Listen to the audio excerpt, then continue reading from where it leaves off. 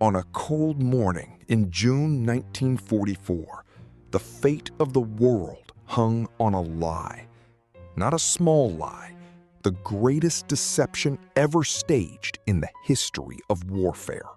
Adolf Hitler believed he knew exactly where the Allies would land. He was wrong, and that single mistake would decide everything. Behind this deception stood a phantom army that never existed, a general who wasn't really in command, and a dead man who would fool an empire. For years, German intelligence hunted for the truth. They never found it. Not until it was far, far too late. This is the story of Operation Bodyguard, the secret war fought not with bullets, but with lies, inflatable tanks, and a corpse that carried Britain's greatest secret. By early 1944, everyone knew the invasion was coming. The only question was, where? And on that single answer, millions of lives depended. Two coastlines, two possibilities. Normandy, the real target. And Calais, the lie the Allies needed Hitler to believe.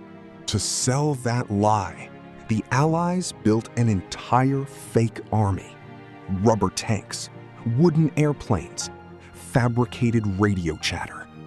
An invisible force of 150,000 men who did not exist. And at the center of it all, a dead body, dressed as a British officer, carrying secrets meant to be found by the enemy. This is how the Allies fooled Hitler, saved D-Day, and changed the course of the Second World War forever. By 1944, Nazi Germany had occupied France for 4 long years.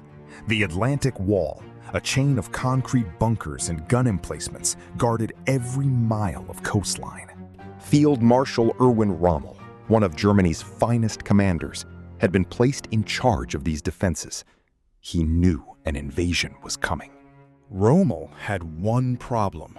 He did not know where the blow would fall, and neither did anyone else in the German high command.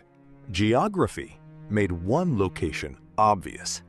Pas de Calais sat at the narrowest point of the channel, barely 20 miles from English shores. From Calais, an invading army could reach Germany fastest. Every German strategist agreed. Calais made perfect military sense, which is exactly why the Allies chose Normandy instead. A quieter coastline, less fortified, and crucially, the last place Hitler expected them to strike. But choosing Normandy created a terrifying risk. If Hitler simply moved his forces there, the invasion would be crushed on the beaches within hours. Germany had nearly 60 divisions stationed across France. If even a fraction of them converged on Normandy, the Allied assault would fail catastrophically. So the Allied High Command reached a bold conclusion. They could not simply hide where they were landing. They had to convince Hitler they were landing somewhere else entirely. This plan needed a name worthy of its ambition.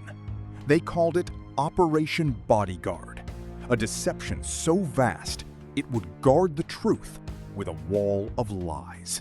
Command of this deception fell to a secretive planning staff known as the London Controlling Section, operating in near total secrecy, even from other Allied officers.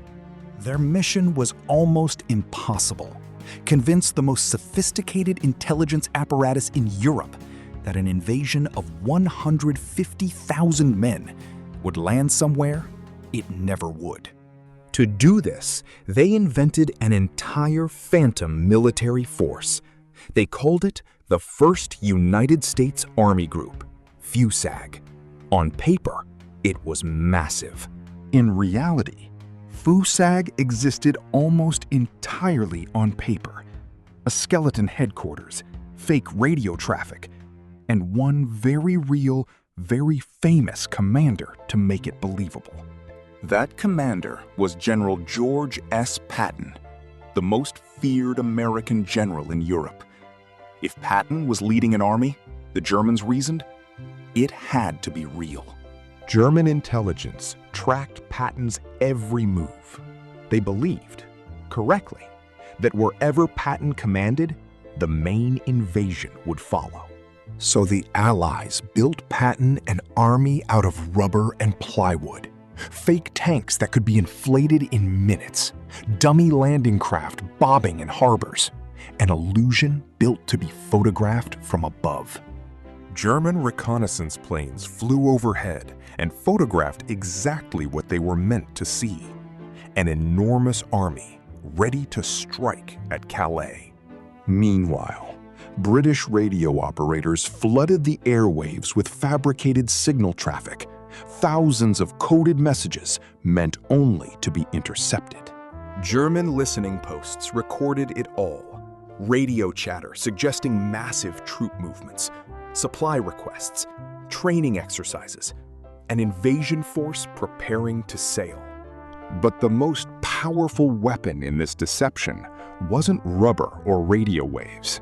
It was people. German spies operating across Britain, or so German intelligence believed.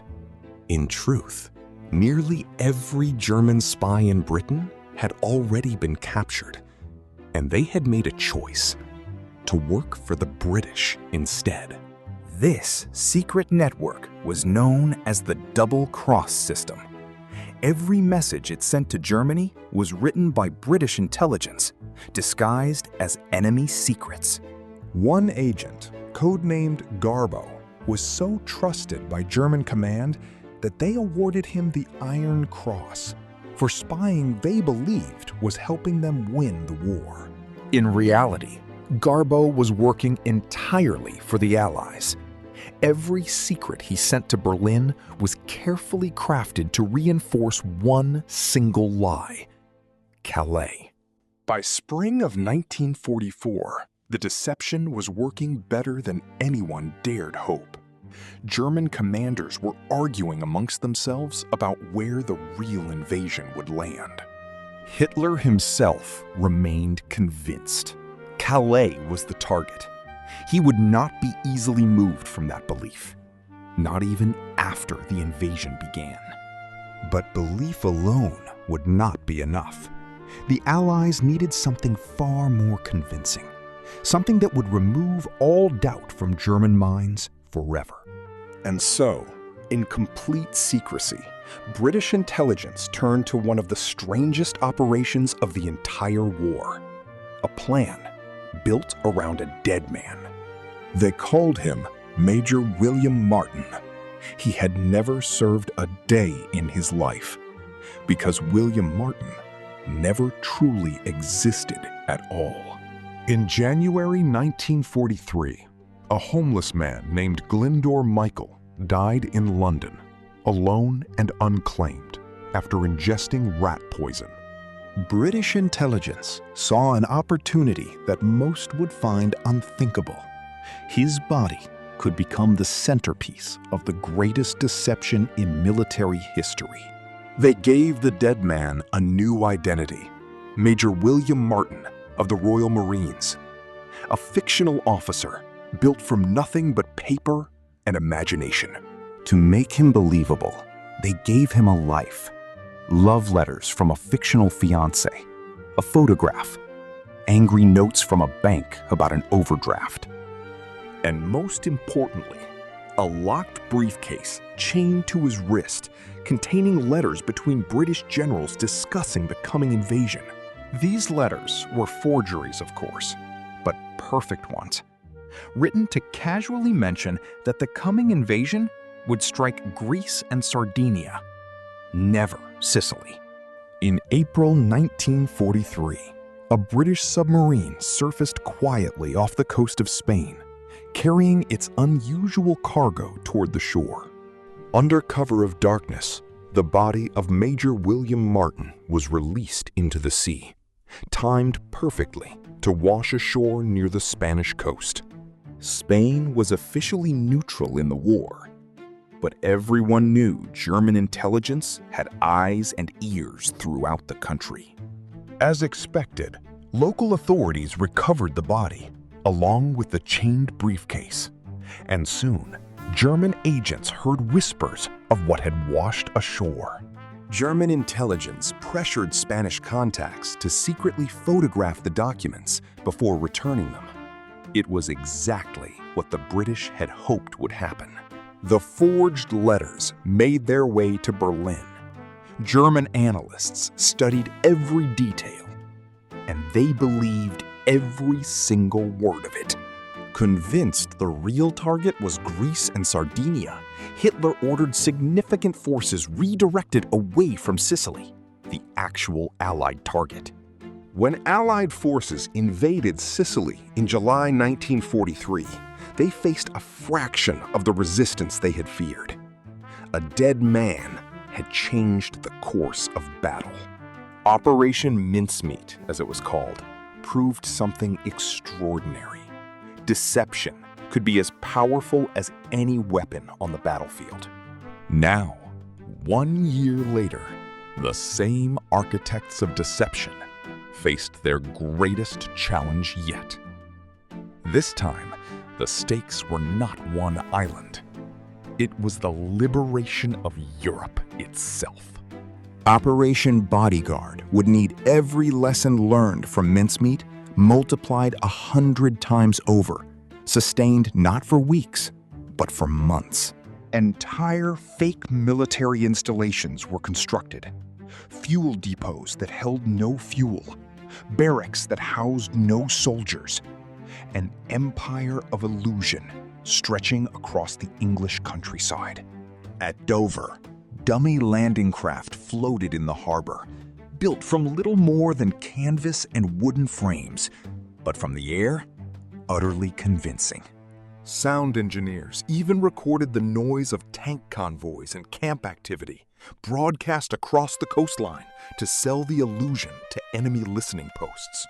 Real soldiers were assigned to march visibly through towns near Dover, giving German reconnaissance exactly the activity they expected to see near the fictional army. The deception went even further. An actor was hired to impersonate General Montgomery, appearing publicly in Gibraltar to suggest Allied leadership was far from Normandy. Every piece of this vast illusion worked together. Fake armies, fake generals, fake radio traffic, all pointing toward a single false conclusion: Calais. Inside German high command, confusion grew. Some officers suspected Normandy. Others insisted Calais remained the only logical target. Hitler's own instincts, ironically, leaned briefly toward Normandy, but the overwhelming weight of fabricated evidence pointed him firmly back toward Calais. As a result, Germany's most powerful reserve force, the 15th Army, remained stationed at Calais, waiting for an invasion that would never come. By late May 1944, everything was in place. Nearly 150,000 Allied troops prepared to cross the Channel towards the real target, Normandy. But nature itself nearly ruined everything. Violent storms swept the Channel, forcing commanders to delay the invasion at the very last moment. General Dwight Eisenhower faced an agonizing decision: delay further and risk losing the element of surprise entirely, or gamble everything on a narrow break in the weather. On June the 5th, Eisenhower made his choice. The invasion would go forward. There would be no turning back now. Just after midnight on June the 6th, the first Allied soldiers left English soil. Paratroopers, dropping into darkness behind enemy lines. Their mission was to secure bridges, roads, and vital crossings before dawn, clearing the path for the massive force still crossing the Channel. Many landed far from their intended targets, scattered across unfamiliar terrain, alone in enemy territory, with the fate of the invasion resting on their shoulders. German defenders scrambled to respond, uncertain if this was the true invasion or merely another Allied diversion designed to confuse them. As dawn broke on June the 6th, German lookouts along the Normandy coast saw something impossible. The horizon itself seemed to be made of ships. Nearly 7,000 vessels stretched across the water. It was the largest amphibious invasion force ever assembled in human history. All across the horizon, Allied battleships opened fire on coastal defenses, shaking the earth itself as the first waves of landing craft began their run toward the beaches. Inside the landing craft, young soldiers gripped their rifles tightly, staring at a coastline they had trained for but never truly seen. At Omaha Beach, the ramps dropped into a storm of machine gun fire. What followed would become one of the bloodiest hours in American military history. German defenders, dug deep into concrete bunkers above the beach, poured devastating fire down onto the exposed soldiers below. For nearly 2 hours, the outcome at Omaha Beach hung in terrifying balance. Casualties mounted with every passing minute. Small groups of soldiers, cut off from their commanders, began making desperate individual decisions to push forward against the German defenses. Slowly, through sheer determination, small pockets of soldiers began breaking through the German lines, opening narrow paths off the deadly beach. Meanwhile, at German headquarters, confusion reigned. Reports flooded in from multiple locations. Was this truly the invasion, or merely a feint before the real assault at Calais? Field Marshal Rommel was away from the front that very morning, believing weather conditions made any invasion attempt unlikely. The timing could not have been worse for Germany. Germany's most powerful reserve, armored divisions capable of crushing the invasion, remained locked under Hitler's direct personal authority. And Hitler, that morning, was asleep. No one dared wake him. Precious hours slipped away while the true invasion unfolded on the beaches below. By the time Hitler finally awoke and authorized his reserves to move, Allied forces had already secured critical footholds along the Normandy coast. But even now, German commanders hesitated. Calais still loomed large in their strategic thinking. Was the real invasion still yet to come? At that exact moment, the double agent known as Garbo sent an urgent message to Berlin, timed with devastating precision. His message insisted that Normandy was merely a diversion. The true invasion, he claimed, was still coming, and it would strike at Calais.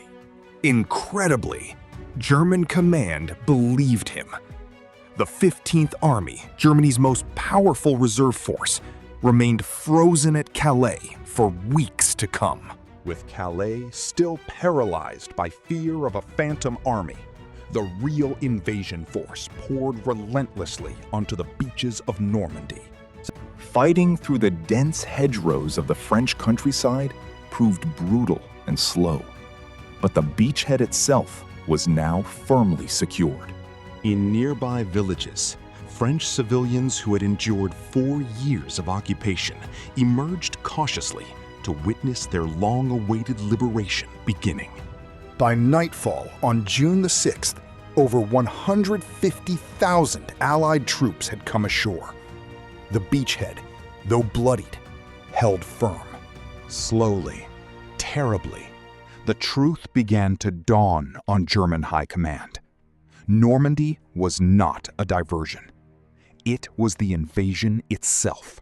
But by the time German reinforcements finally moved in full force, weeks of delay had already sealed their fate. Every wasted day at Calais had given the Allies precious time to reinforce their position, time that would never be recovered.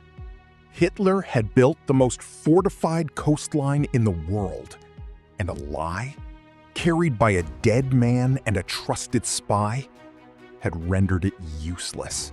Through the following weeks, Allied forces steadily expanded their hold on Normandy, pushing deeper into occupied France with growing momentum. The city of Caen became a brutal battleground, fought over street by street as German forces resisted with desperate determination. Yet even as fierce fighting continued, the strategic outcome had already been decided weeks earlier, in the moment German reserves stayed frozen at Calais. By late July, it became painfully clear to German command there would be no second invasion at Calais. There never had been one at all. The 15th Army was finally released from Calais, but weeks too late to change the outcome that had already been sealed. In late July, Allied forces launched Operation Cobra, breaking decisively through crumbling German defenses across Normandy. German lines, already stretched thin and demoralized, began to collapse entirely under the weight of the Allied advance. The Normandy beachheads were finally secured.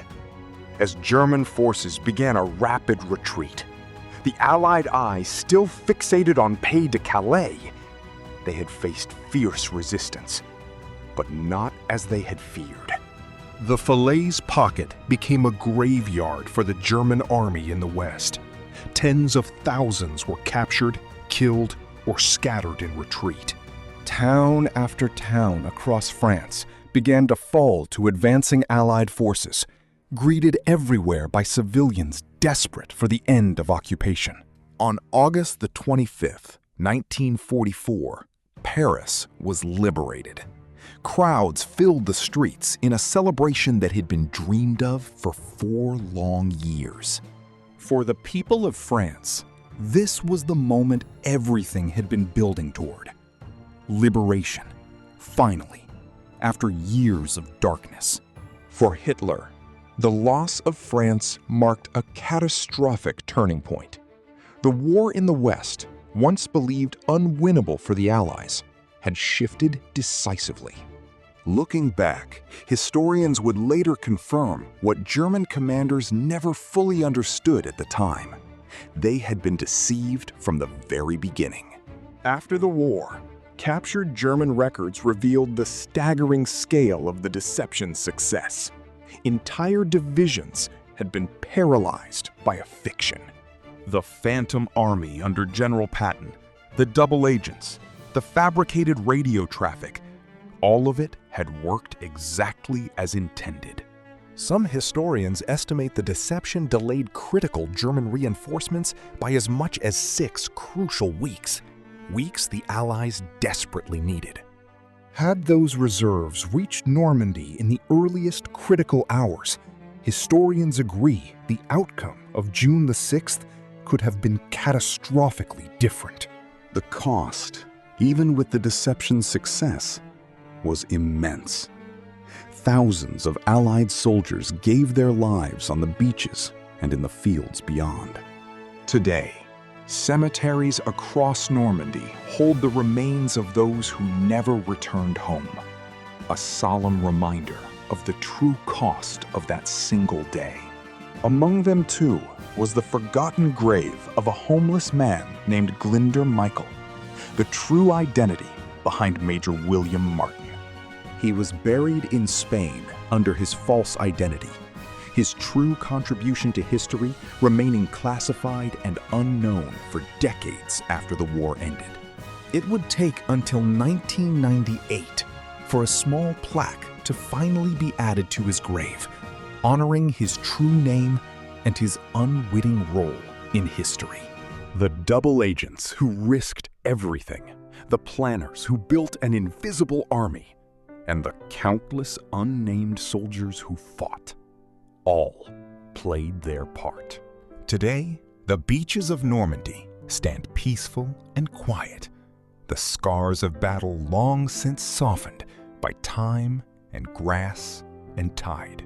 Museums along the coast now preserve the memory of that day, ensuring future generations understand the sacrifice made on these very shores.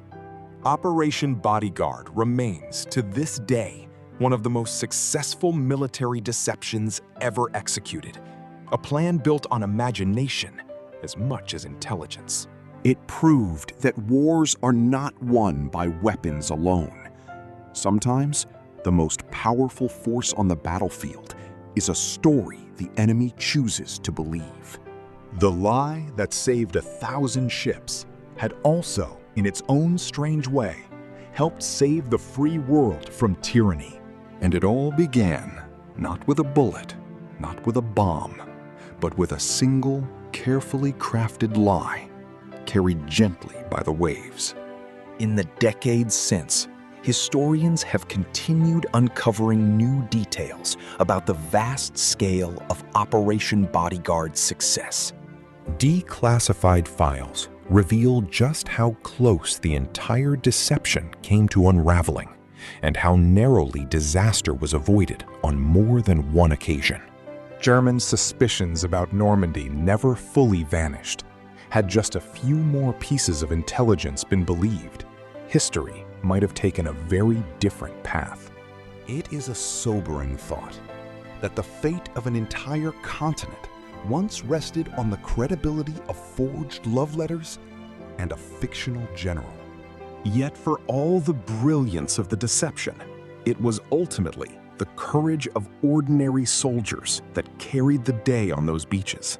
No plan, however brilliant, could account for the bravery required to walk into gunfire, trusting that the deception had done its work.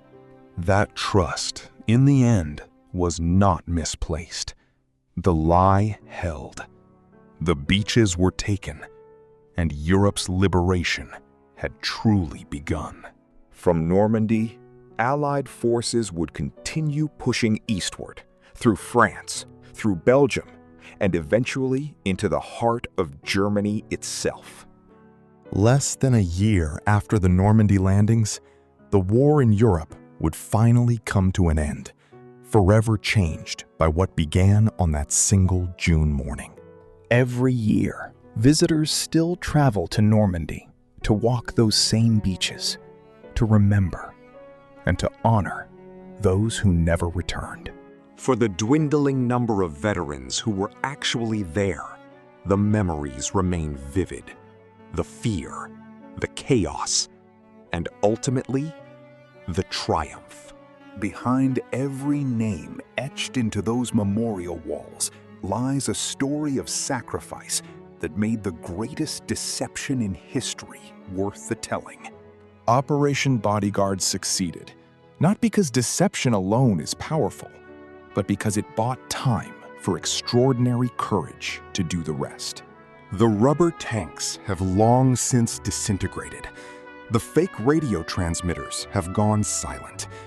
But the lessons of that deception remain studied to this day. Military academies around the world still teach Operation Bodyguard as one of the finest examples of strategic deception ever conceived. It stands as proof that in the darkest moments of history, imagination and courage together can accomplish what force alone never could. We remember them, not just as soldiers, but as the ordinary people who carried an extraordinary secret into the fires of war. The channel that once carried 7,000 ships toward war now lies calm, carrying only memory and quiet gratitude. History remembers June the 6th, 1944, not merely as a battle, but as the day a single brilliant lie helped set a continent free. This was Operation Bodyguard, the lie that liberated Europe. A story of courage, deception, and the price of freedom, never to be forgotten.